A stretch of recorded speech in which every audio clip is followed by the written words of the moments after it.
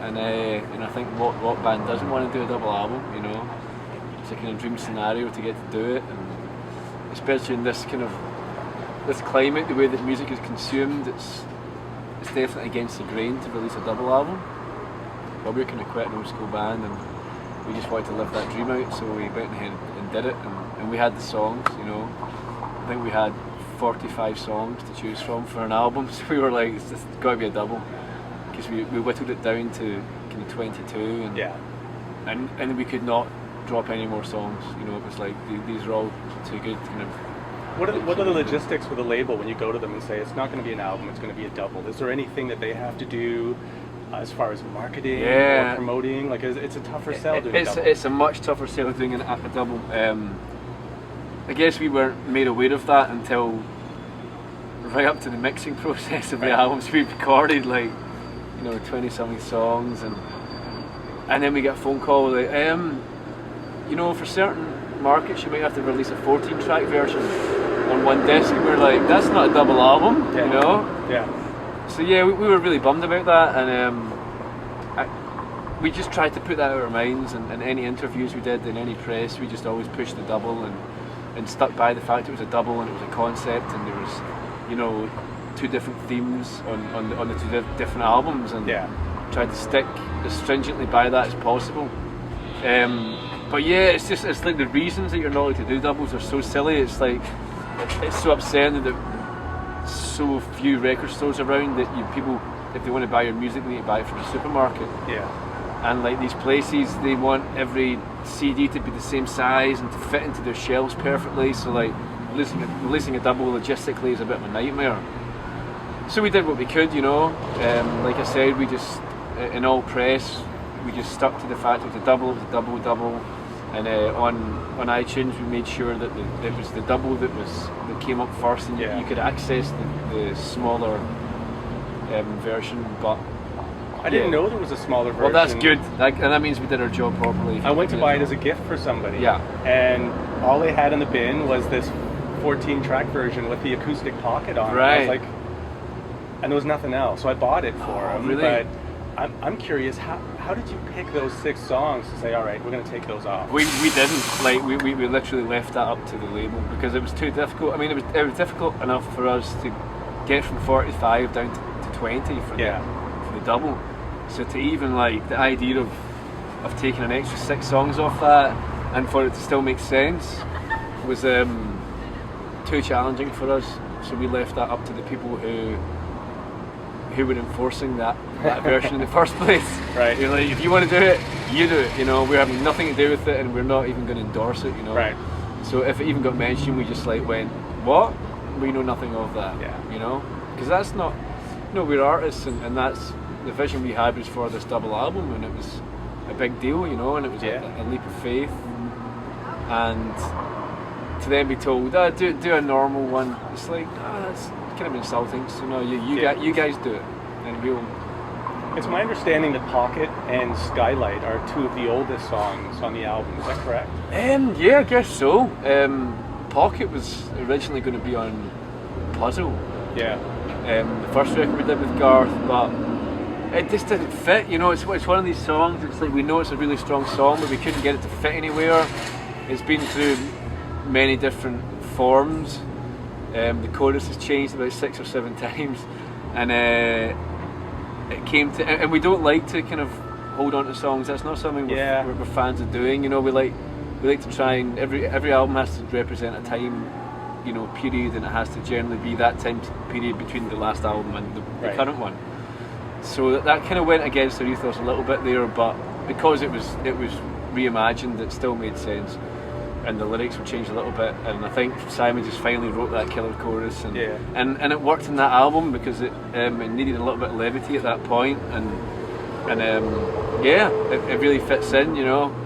Finally we got it to fit in an album, and we're really proud of it. And it's a very North American sound. It is, isn't it? It is. It almost makes me want it to be released here as a single, because I think it'll crack it. Yeah, a lot of people have said that, you know, like let's get Pocket released as a single. It reminds me of Tom Petty a little bit, you know. It has that vibe. it's one of the most straightforward songs we've ever had, I think, as a band, and we're not ashamed of that. You know, it's like it's a well-written song, and it really sticks in your head. It's a proper hook, sing-along type experience. So I'm just really glad we got it on a record finally. It's one of those things that's been floating around for ages.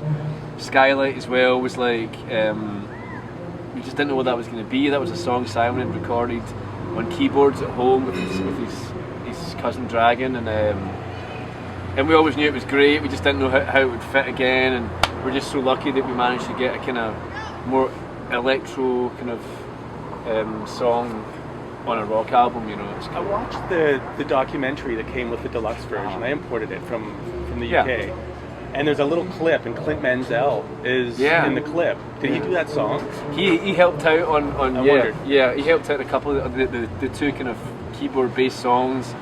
We just wanted someone who was from that world, you know, because we see those songs as being quite kind of cinematic and filmic, and Clint Mansell's done, you know, the soundtracks to some of our favourite movies, and he knows about that darker edge, you know, and he knows about space, and we're very maximalist when it comes to our music, and the last few albums have just been like, let's throw everything, including the kitchen sink, and see what sticks. And Clint is the opposite. He's the king of taking stuff away. So we get the songs where we thought they were right, and then we give them to Clint and go, right, you take some stuff away. And that's pretty much what Clint did. Is he like, see, you don't need that, take that away, extend that bit, you know. And it was really interesting, you know. I think it changed the songs, not massively. Like the songs still had the kind of same structure, but he just managed to give them that slightly more eerie feel, and it made them breathe a little bit more. So, you know, I think we got that Mansell, you know, seal of approval, and that little touch that took it down a slightly darker alley, and it was great to work with such a legend in the Hollywood world, you know. Now the Muse shows 5-6 months ago was a first for me, in that it was the first time I got to see you play with Mike and Richard. Yeah, I've never seen you as a 5-piece unless it's on video, so that was epic. Yeah, we love having those guys on stage. You know, we still see ourselves as a 3-piece band, and you know, we are in all the press and songwriting and all that stuff. We're a 3-piece band, but it kind of it got to the point when you're playing these really large shows, you just need some more filler. You need some more texture, and I think bar Rush, you know, but then Rush used their feet to do keyboards. Bar Rush, I can't really think of many 3-pieces that didn't eventually end up adding an extra guitarist or keyboard or something to the band. And it's great having those guys there. It's amazing to hear those parts on the albums that we put on come to life, but in a different way, you know, like Mike's playing string parts on, like as in orchestral string parts on guitars, and Gambler's playing like horn parts on keyboards, and they fit, and they bring in all the little textures, all the little Mansell textures that he had as well. They emulate them with the great effects pedals. They're both musical geniuses, and they came from one of our favourite bands in the world called Oceansize, who sadly split. One of my favourites as well. An amazing band, and we just stole them. We're like, we'll have you two amazing musicians to come and help us kind of bring our vision to life, you know. I mean, we're still firm believers that the album is a very different experience to live, and it still is. Even though we have these textures and these parts that we have in the album, it's still very much a different kind of visceral experience live from the records. Will you film this tour, like something in the UK with the full stage and all of the regalia? We'd love to, you know. I would love to. I mean, we're not going to get that in North America. We're seeing the really stripped down version, which I'm good with. Yeah. But I know. No, I mean, like if things start kicking off here, then we'd love to do like a DVD of a nice show in a place like this as well. This would be great, you know. Yeah. Everyone speaks so highly of this venue. It's a small theatre, everyone gets to see you. It's just one of these. And you've sold it out. Yeah. Congratulations. I think it was one of the first to sell out on the whole North American thing. It's incredible. It is. Like I said before, like Canada seems to show us a lot of love, and it's kind of our second home in terms of countries. You know, we came here and we spent a lot of time recording Puzzle in Vancouver, British Columbia, and we've been through Toronto a bunch of times, and Yeah, we seem to get lots of love. Nice. I don't know, it's excellent. I love it. I love Canada. I absolutely love it. One of the nicest music videos I've seen this year is Biblical. Oh yeah. So many videos are just kind of throwaway. And, I mean, there's a story to that song and the video, and it's a clever rendition. It was a fun video to film. I got to sit and do nothing, literally sit by the pool. Okay, cut. Down to one shot. Yeah, it was like the background. I think so. Like Simon, he had to do a lot more acting, and he got beat up. He got beat up for real as well. Like those guys beating him up were their stuntmen. I think they kind of treated Simon like as if he were a stuntman. Right. So they were like kicking him and hitting him with bats, and he had a lot of bruises after that. So he wasn't very happy, but it turned out really cool.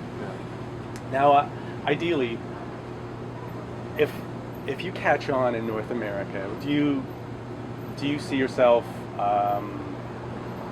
Do you see yourself as pop stars, like international pop stars? Would you ever consider yourself that way, or you just kind of keep it grassroots? No, we don't see ourselves as pop stars anywhere. Even in the UK, we've had a number one album. We just headlined like the biggest music festival, Birmingham Leeds, and not even by any stretch of the imagination would we consider ourselves pop stars. And we're on daytime radio. I guess all the boxes are ticked, but we're just not. You know, all our favourite bands were mostly underground, bar like Nirvana and Guns N' Roses. Like most of the other bands that we take influence from, never really got anywhere in the music industry. We're massively surprised that we've got to record 6 albums and that we're on the radio and that we're getting the kind of love that we are getting at the moment. But where we grew up and where we still live it's a very grassroots place, you know. Like people are, you know, they don't blow smoke up your ass. And in fact, they do the opposite. You know, they like to drag you down as much as possible. Yeah. Which is great. You know, that's why we'll never move to London or be part of the industry. We don't want to surround ourselves in yes men, and we don't want anything to infiltrate how we work. So we still live in Ayrshire, you know, where the band was born, and you know, we go to the supermarket and people don't hound you, you know. Or if they do, they come up and they're like, oh, you know, I like your band, can I maybe get a photo? But there's never any like, oh my god, you know. It's a strange culture in Scotland, or certainly the west coast of Scotland, and I think if we were to be in London, it'd be easy to get a big head and stuff. But where we come from, people just love to pull you back down to earth, and I love that, you know. I think Canada's kind of similar that way, you know. There's this slight kind of underdog mentality that happens, and you know, you just wouldn't get away with walking around like a foot off the ground.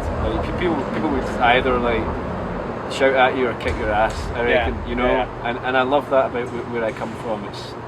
It's proper people, and people still say, so he's telling that wee band, and like, when you're going to get a real job, you know, all that sort of stuff. And I love that. That's why I'll never move. You know? Now you've got your family in the band, and you've also got your family in that, you know, you and James are together all the time. Does that present any unique logistics for you guys as brothers? It's hard for me to say, because I don't know it any other way. You know, this is the only band we've been in, and I love having my twin in the band. You know, it's like we're best friends.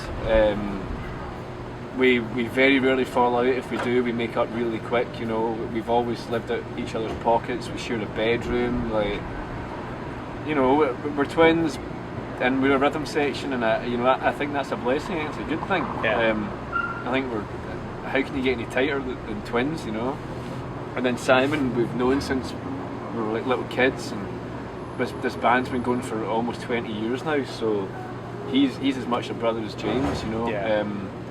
So we're just really, really tightly knit, and I think that's a great thing, you know. Sometimes it doesn't work, you know. Examples, you've Oasis and the Follow-Wills and Kings of Leon tend to fall out sometimes.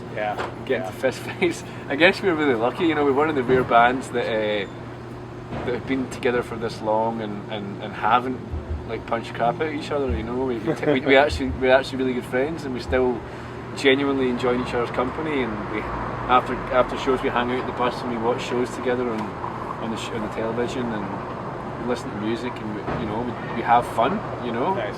And it's really refreshing that and lucky that we still like each other, you know. Awesome. I have absorbed enough of your time, sir. Sweet.